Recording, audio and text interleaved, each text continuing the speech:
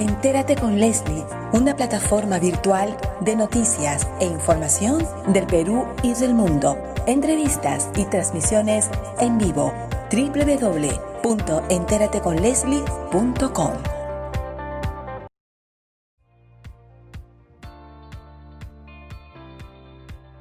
Doctor Marco Delo, quisiéramos conversar con usted muy brevemente respecto al impacto del COVID-19, ¿no?, en la política mundial de derechos humanos. ¿Cómo impacta esta pandemia, este COVID-19, en la política mundial de derechos humanos? Bueno, yo creo que hay por lo menos dos vertientes que se pueden considerar. Después hay seguramente más, pero dos elementos me parecen que se pueden considerar. Uno es la influencia directa sobre derechos humanos. Bueno, claramente uno piensa el derecho a la salud, es claramente un derecho humano fundamental, el COVID lo afecta. Digamos, el derecho a la libertad de movimiento, de asamblea, de reunión, este es otro tema. Otro bastante evidente es si uno está involucrado con tema educativo, el derecho a la educación. Si las escuelas están cerradas, la gente está en su casa, los niños no pueden ir a la escuela. Justo hoy se abrieron unas escuelas en Gran Bretaña y muchos padres decidieron no mandar los hijos. En este caso, porque claro, se tomaron decisiones de crear condiciones más seguras para los niños, pero uno se imagina, bueno, un chico de 15 años, 16 en la escuela superior, colegio puede entender, pero imagínense niños de la primaria o de un kinder, cómo se le explica 2 metros de distancia, el virus, el contacto social, es un poco complicado. Entonces, creo que sí, hasta los adultos no lo entienden, imagínense el niño de 3 años o 4. Entonces, esto me parece que es la consecuencia directa o la limitación directa que se da a los derechos humanos. Después yo creo que ahí más complicado de identificar son todas las implicaciones que van más allá y que depende de las medidas que cada uno de los estados está tomando o tomará en relación con condiciones de seguridad, que pueden ir a partir de esta app que se utilizan para identificar datos de quién estuvo afectado, y si con esta app yo voy a encontrarme con alguien, mi teléfono me dice si esta persona a la que me acerco, porque el teléfono determina mi posición o la posición de 2 personas, me va a decir que esta persona ha sido afectada. Entonces esta información tiene que estar en un sistema que los estados tienen. Entonces si yo tuve el coronavirus, tengo que registrarme en esta app. Esta app después la tienen bajada en principio todas las personas en este país. Entonces, cuando yo me acerco a una persona, el teléfono me identifica que hay una persona cerca de mí que tuvo, no sabemos si tendrá, el coronavirus.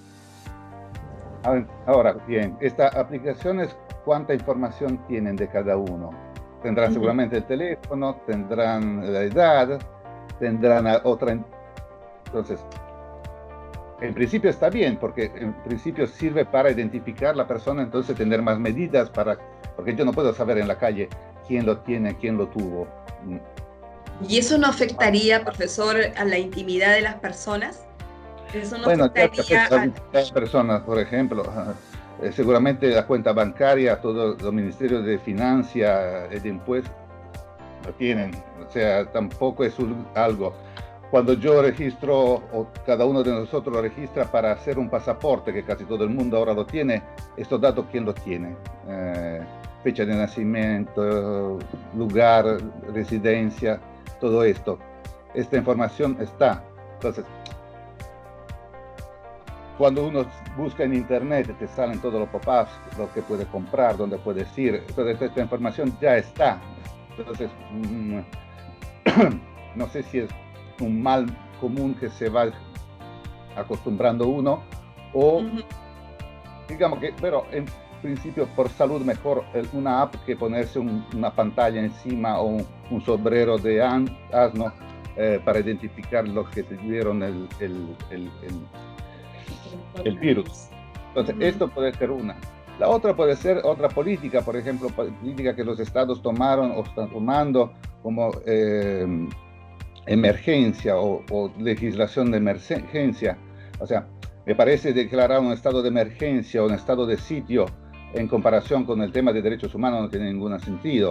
Todos los derechos humanos, aparte de unas limitaciones como la tortura, por ejemplo, la esclavitud, pero todos los derechos humanos, hasta el derecho a la vida, los países que permiten la pena de muerte se le puede quitar a uno por una sentencia de un tribunal. Pero todos los demás, derechos, libertad de expresión, de movimiento, tienen limitaciones. La primera parte normalmente de un artículo es la enunciación del artículo y la segunda parte dice, aún así, por cuestiones de salud pública, de moral, de seguridad nacional, se pueden limitar estos derechos. Entonces, si hay una situación de violencia en un país o sea una situación de pandemia, no hace falta invocar una legislación de emergencia que está normalmente como medida extrema en la situación en que el Estado está en peligro, la sobrevivencia del Estado está en peligro. Aquí la sobrevivencia del Estado está tranquila, es la sobrevivencia de la persona que está en peligro. Entonces, un coronavirus, aunque mate 40.000, 50.000 personas en un país como los nuestros, con varios millones de personas, no va a desaparecer el Estado. Entonces, el estado de sitio o estado de emergencia está en situaciones extremadamente graves y esto ha sido o puede utilizarse por parte de unos gobiernos, no digo de los estados, de unos gobiernos que quieren aprovechar de una situación y utilizar este medio con la excusa del coronavirus para controlar o utilizar medidas o implementar medidas más restrictivas de la libertad de personales, con lo cual se afectan los derechos fundamentales de la persona. Ese es un buen punto, profesor Marco Delo, porque justamente, a ver, en el caso, vamos a hacer una apreciación global en estos minutos que quedan. Sí, es cierto, ¿no? O sea, ¿ustedes considerarían de que aun cuando estamos en este tema de pandemia no es necesario declarar un estado de emergencia, sino más bien adoptar medidas más productivas, más eficaces para poder contrarrestar la pandemia? Eso es una premisa muy importante porque sí tiene razón, o sea, hay gobiernos que se pueden aprovechar de esta declaración de estado de emergencia para prolongar, ¿no es cierto?, medidas arbitrarias, o sea, que pueden ser inicialmente aplicables, legalmente establecidas por el contexto de un estado de emergencia, pero ya conforme pasa el tiempo y si esto se va prolongando, curiosamente esto se va desnaturalizando en el tiempo, ¿no? Entonces, es así como también, no sé si valga la comparación, pero cuando se han dado conflictos armados, por ejemplo, empezaron primero con la configuración de un estado de emergencia que se volvió indefinido, caso Colombia, por ejemplo, ¿no? Que empezó en su batalla con la FARC con un estado de emergencia, se volvió indefinido y prácticamente se tuvo un conflicto armado interno, ¿no? Que es lo que realmente no queremos en ninguna parte del mundo, y menos cuando el mundo atraviesa, la humanidad atraviesa una crisis sanitaria como la que actualmente tenemos. ¿En el Reino Unido se decretó estado de emergencia? No. Se tomaron medidas específicas por parte del gobierno. El Reino Unido es un gobierno central, claramente, Londres, pero también hay gobiernos locales que son Gales, Irlanda del Norte, Escocia. Y estos gobiernos toman medidas que a veces no son exactamente la misma, una fotocopia del gobierno central. Entonces, en ese sentido, como afecta al tema de salud, el tema de salud es un tema de devolución a los poderes nacionales de los 4 componentes del Reino Unido. Por ejemplo, Escocia y Gales hasta ahora no han levantado esta limitación o restricción de salir, mientras que Inglaterra a partir de hoy sí. También yo creo que hay países, que me parece Hungría, por ejemplo, ha utilizado esto. Creo también el Parlamento español, el gobierno español está pidiendo una extensión de los poderes excepcionales. No, depende entre poderes excepcionales y estado de sitio de emergencia, habría que aclarar. Claramente, si es legislación ordinaria, que la legislación con la cual un gobierno, a través de legislación, puede limitar los derechos humanos en base a las limitaciones o el Pacto de Derechos Civiles y Políticos o el Convenio Europeo permiten a los gobiernos de hacer sin entrar en una suspensión de los derechos fundamentales, esto me parece bien. Si vamos a hacer una extensión de poderes que sí invocan una amplia limitación de los poderes, de los derechos fundamentales, esto sí me parece que va en contra del espíritu del concepto de estado de excepción igual estado de sitio, que está por otro tipo de problemas, no un problema de desastre natural o un problema de pandemia o una crisis económica. A menos que esto nos lleve a una situación que de verdad está un peligro para la sobrevivencia del Estado. Pero hasta este punto yo no creo que la gente se levantó en armas con la pandemia. Entonces me parece que no tiene sentido. Es aprovechar de un remedio que no está hecho para esto. Ahora, bueno, sí, profesor, dígame. Me parece que también habrá que ver qué pasa cuando la situación se normalizará. Claramente hay limitaciones también en movimientos. Por ejemplo, el tema que uno, si viaja, puede viajar entre un país y el otro, tiene que estar 14 días de cuarentena cuando llega. Claro que limita mi capacidad, porque si yo tengo 15 días de vacaciones, no me voy a un país y me quedo 14 días encerrado para la cuarentena. Después necesito un día para volver y otros 14 días para estar en otra cuarentena cuando vuelvo al país, porque uno sale y vuelve. Así es. Por cuarentenas. Es lo que se está instilando ahora. Entonces, eso habría que ver en práctica cómo funciona. En práctica. No, y aparte que también que cuando un Estado ingresa a una declaración de emergencia de acuerdo a su constitución, como es el caso del Perú, por ejemplo, nosotros tenemos obligaciones internacionales, o sea, principios que cumplir, como el tema de publicidad, de informar, en este caso a la Secretaría de la Organización de Estados Americanos, informar sobre los avances que el Perú está haciendo, en este caso mi estado, está haciendo respecto a este estado de emergencia, ¿no? A la lucha contra la pandemia. Yo creo que también eso hay que tomarlo en consideración, porque no solamente es declarar un estado de emergencia, ¿no? Y sabemos de antemano que hay, en el caso de la Constitución del Perú, 4 derechos que se restringen, ¿no? Pero además la obligación que tenemos para informar a los organismos internacionales, que ese es un tema que también los estados no se pueden divorciar, no se pueden solapar, y menos ahora cuando necesitamos justamente lo que usted acaba de anunciar, evitar que dentro de un estado de emergencia se utilice este mecanismo para prolongar, ¿no?, indebidamente más restricciones a los derechos fundamentales de las personas, ¿no? Sí. Eso es por un lado. Profesor, ya para cerrar la entrevista, que nos quedan pocos minutos, ¿qué estándares se van a crear o cree usted que se puedan crear?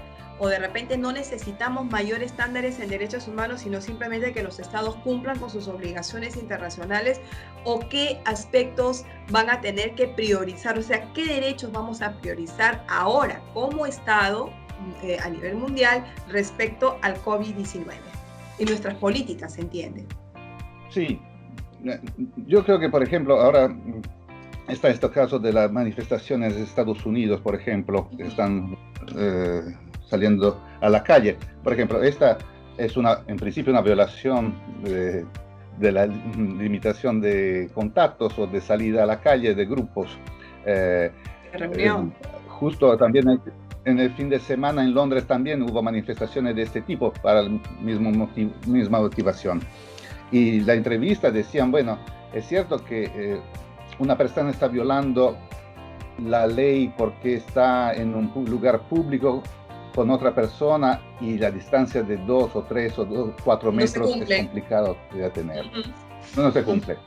Del otro lado, es más importante expresarse en contra de formas de violencia, de racismo, de mala administración de la justicia o de impunidad. Es cierto que uno dice, bueno, los derechos humanos son todos interconectados, son todos iguales, pero entre una tortura y una limitación a mi circulación, creo que la circulación es menos importante que la tortura, hasta un punto dado, ¿no? Entonces, también me parece que lo que está pasando en las noticias hoy es ver esta tensión entre los derechos que se violan, o las obligaciones más que derechos. Las obligaciones, claro, son obligaciones que están hechas en principio para tutelar un derecho a la salud de los demás. Entonces, si yo no salgo a la calle, hay menos riesgo que me infecte, aunque si tengo el virus infecte a otros. Entonces, esto en principio está hecho para el bien de los demás. Pero del otro lado, si nadie puede protestar o expresar su opinión en situaciones graves como las que han pasado en Estados Unidos en relación con la matanza de esta pobre persona que por nada ha sido matada en una estación de policía, bueno, yo me asesinada, bueno, me parece que mañana cada uno de nosotros puede estar en una estación de policía y se le pasa esto. Entonces nadie puede decir nada. Entonces, claro que el virus mata, pero también la pistola o la violencia mata igual. Entonces, es un poco una tensión entre estas dos manifestaciones, ¿verdad? Entre expresión de derechos y el derecho de manifestar y de expresarse en contra de ciertas situaciones. Por ejemplo, sea un gobierno dictatorial, mejor quedarse en casa por el miedo del virus o mejor salir a la calle y protestar y tratar de echar al dictador. Bueno, con uno se viola el otro, pero bueno, también muchos dictadores han desaparecido miles de personas, algunos millones. Estamos hablando de Stalin o de otros, han desaparecido muchas personas, más que el virus seguramente.